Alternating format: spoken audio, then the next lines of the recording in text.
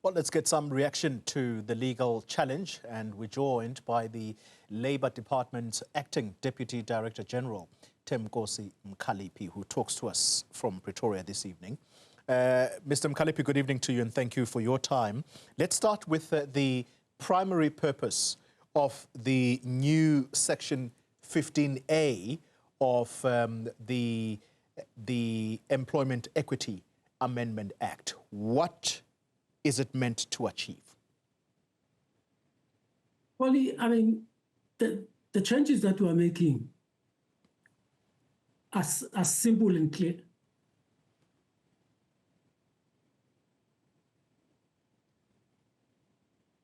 All right. I think the Acting Deputy Director General froze there for a moment. Mr. Mkalipi, I'm told you are back.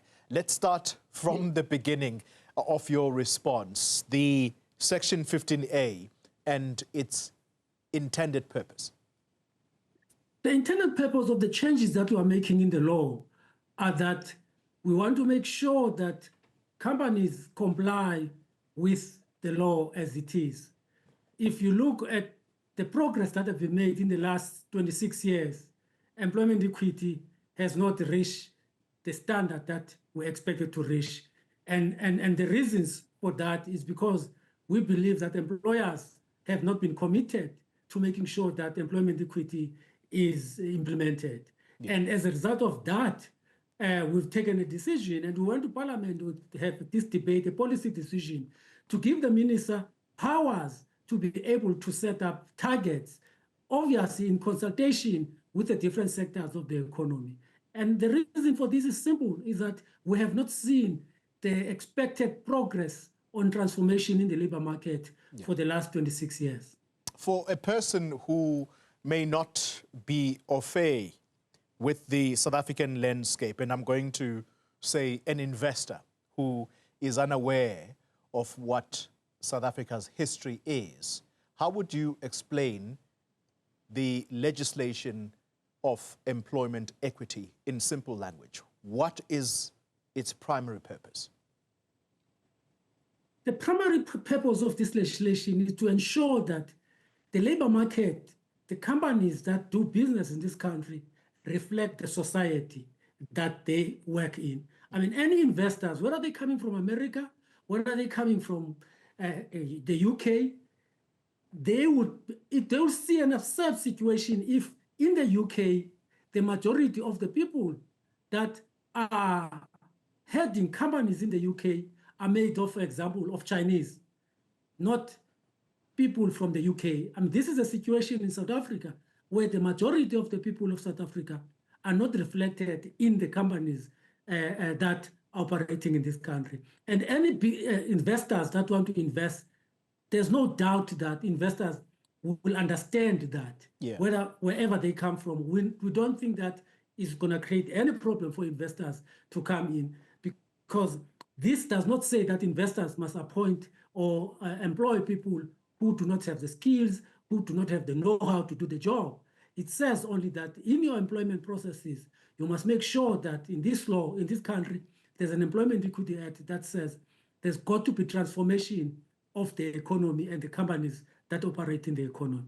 Your quick response to the Democratic Alliance, which says this policy is and has driven away investors. There's no justification for that. There's no evidence that employment equity has driven away investors. And employment equity has not even features in the Zondo Commission, as they are saying.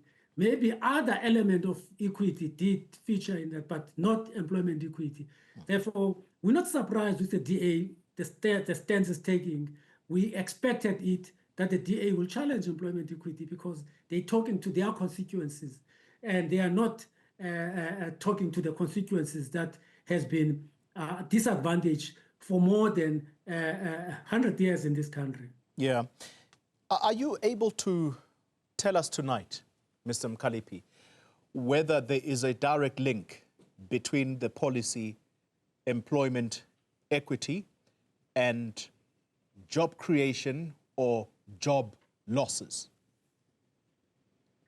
there's totally no direct connection between employment equity and job losses and job creation. Employment equity is not a job creation legislation. It is a job to transform the labor market.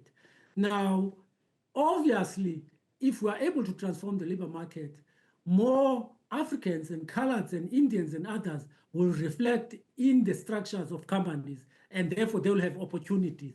But on aggregate, it's not going to increase employment. That's not the intention of employment equity. There are other legislation. That's why we've published a code, we've published amendment to the LRA to try and assist the creation of employment as far as labor market is concerned. But the equity is not intended for that. Equity is intended to transform the labor market, not to create job, nor to affect job negatively. And there's no evidence that says that. Well, the reason I'm putting these quick fire questions to you is so that I can come to this point, and I'm hoping for a more comprehensive response from you, because the DA's Helen Zille arguing today, and I want to quote her directly, that she says, since 2008, unemployment almost doubled from 5.5 million on the expanded definition to 11.1 million last year, and that is primarily as a result of failed government policies that drive away investment and discourage growth. Do you have a particular response for Helen Zille and this particular assertion?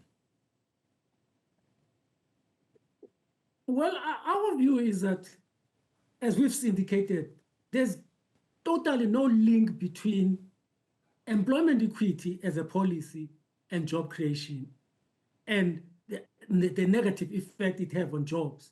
If we look in the early 19,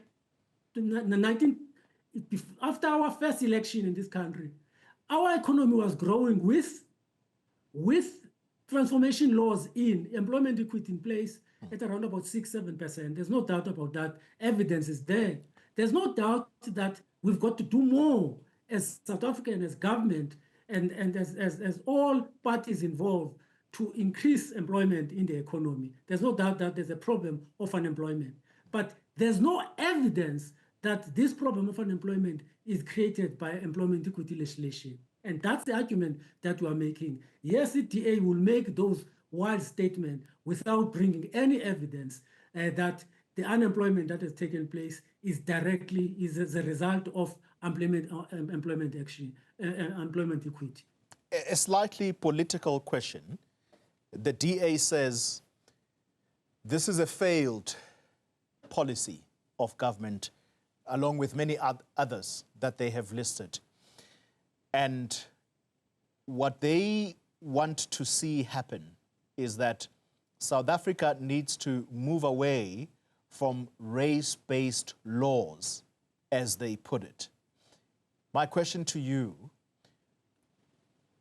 how far are we from a time that a government of the day will declare that employment equity is no longer a policy of government? Or do you still think that there is much need for it and it is going to be with us for some time? There's no doubt that there's a need for employment equity.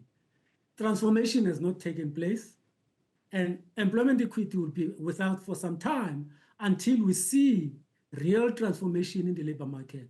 When we see that transformation in the labor market, then there will be no need for employment equity. The law as it stands, employment equity, says we must strive to meet the demographic of the available labor market employees within the sector, EAP.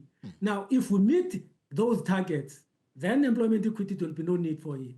But at this stage, we think for the next 10, 20 years, we'll still have employment equity because we do not think by then the labor market will be transformed. But with these changes in the law and the regulation, we definitely show that there will be strides taken and to change the labor market, and there'll be movement. And that's why organizations that are anti-transformation like DA are up in arms, because they wouldn't want government to have the ability to set the targets that we are going to be setting in terms of this legislation. Thank you. As we close the conversation, the litmus test for the new Section 15A of this legislation is going to be the courts. Are you confident that this act is going to stand the test of time in court? Because their argument is that it is unconstitutional. Well, remember, employment equity was challenged to be unconstitutional, and they lost that case in the Constitutional Court. We believe these amendments are going to end up in the Constitutional Court by any of the parties. I'm sure the DA, if they lose in the High Court tomorrow, when the decision is made, I'm sure they are going to challenge it in the Supreme Court. The same will apply for us. We are confident in our case, but we are at the mercy of the court. We'll put our argument. And if whatever decision the court takes, we don't think that will be the end of this case. Thank you very much for your time. The Acting Deputy Director General at the Department of Labour, Mr. Thembinkosi Mkalipi.